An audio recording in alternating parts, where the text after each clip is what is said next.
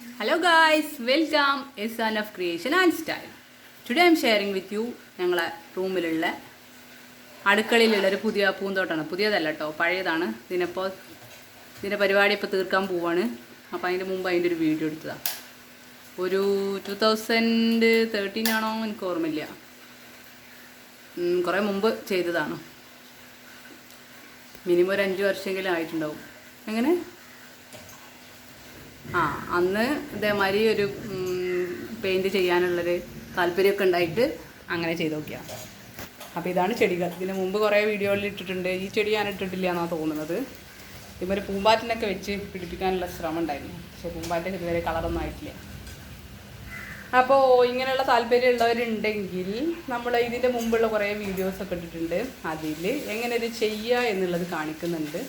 അപ്പോൾ ആർക്കെങ്കിലും വല്ല ഇൻട്രസ്റ്റ് ഉണ്ടെങ്കിൽ അത് നോക്കിയിട്ട് ചെയ്ത് നോക്കാം. ഇതിപ്പോൾ ഇതിനെ മേക്ക് ഓവർ ചെയ്യാനുള്ള പരിപാടിയാണ്. കൂനൊക്കെ ഉണ്ട് കേട്ടോ അവിടെ.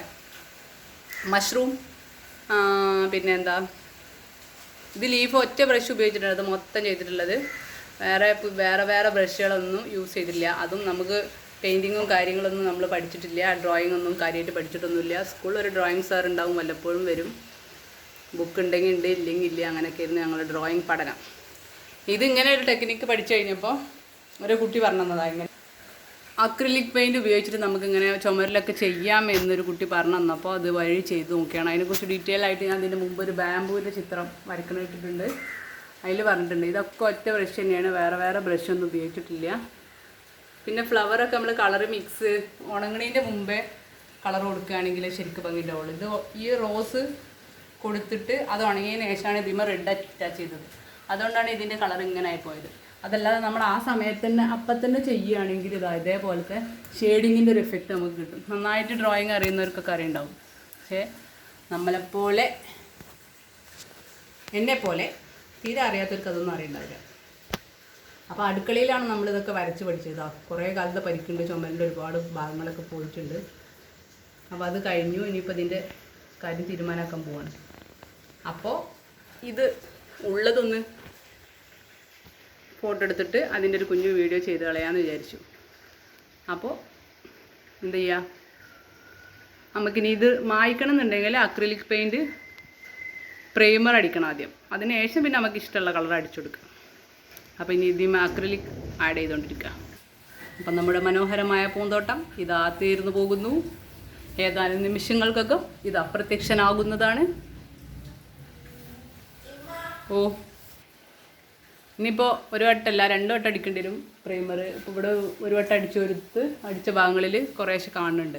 അപ്പം നമുക്ക് ഒരു തവണയും കൂടി പ്രൈമർ അടിച്ചതിന് ശേഷം പിന്നെ നമുക്ക് ഇഷ്ടമുള്ള കളർ ആഡ് ചെയ്യാം. പിന്നെ അതിൻ്റെ ശേഷം വേണമെങ്കിൽ നമുക്ക് ഇപ്പോൾ ഈ പ്ലാന്റ് അല്ലെങ്കിൽ വേറെ ഏതെങ്കിലും പുതിയ പ്ലാന്റൊക്കെ വെച്ചുപിടിപ്പിക്കാം.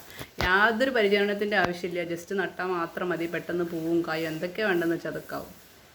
അതാണ് നമ്മളെ ചുമരുമുള്ള ചെടികളെക്കുറിച്ച് പറയുകയാണെങ്കിൽ.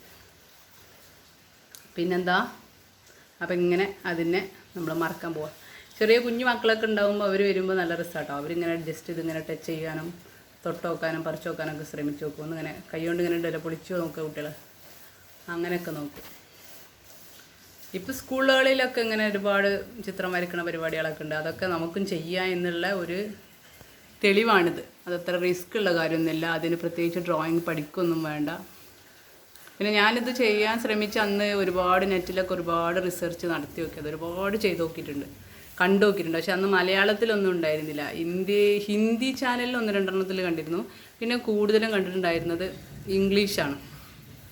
അവർ പിന്നെ അധികം ആൾക്കാരും അവരെ വീടും അവരെ സംഭവങ്ങളും അവരെ വർക്കൊക്കെ അവർ തന്നെ ചെയ്യുക എന്നുള്ളൊരു സംഭവമാണ് കാണുക. അപ്പോൾ മരമൊക്കെ ചെയ്യുമ്പോൾ എങ്ങനെ അതിൻ്റെ ചില്ലകൾക്കൊക്കെ നമ്മൾ ഷെയ്ഡ് ചെയ്യുക എന്നുള്ള കാര്യങ്ങളൊക്കെ അതിൽ നിന്നാണ് പഠിച്ചെടുത്തിട്ടുള്ളത്.